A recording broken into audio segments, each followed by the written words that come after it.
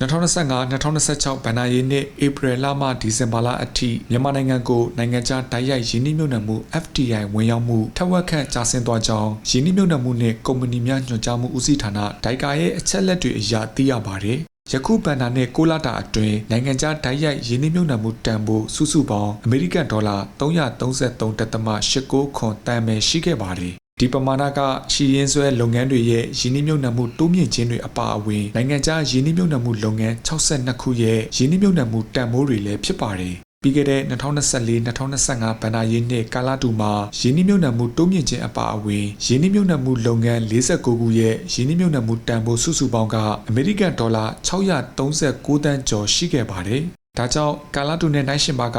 ယခုဘဏ္ဍာရေးနှစ်ထဲမှာရင်းနှီးမြှုပ်နှံမှုလုပ်ငန်း73ခုအထိတိုးလာခဲ့ပေမဲ့ရင်းနှီးမြှုပ်နှံမှုတန်ဖိုးကတော့အမေရိကန်ဒေါ်လာတန်300ကျော်ကျဆင်းသွားတာကိုအချက်လက်တွေအရသိရပါတယ်။ယခုဘဏ္ဍာရေးနှစ်6လအတွင်းမှာကုန်ထုတ်ကဏ္ဍကိုနိုင်ငံခြားရင်းနှီးမြှုပ်နှံမှုလုပ်ငန်း59ခုအထိအများဆုံးဝင်ရောက်ထားတာကိုလည်းတွေ့ရှိရပါတယ်။ရင်းနှီးမြှုပ်နှံတဲ့နိုင်ငံတွေထဲမှာစင်ကာပူကအများဆုံးရင်းနှီးမြှုပ်နှံသူဖြစ်ပြီး၎င်းရဲ့နောက်မှာတရုတ်နဲ့ထိုင်းနိုင်ငံတို့ကဒုတိယနဲ့တတိယအများဆုံးရင်းနှီးမြှုပ်နှံသူတွေဖြစ်ကြကြောင်းပါခင်ဗျာ။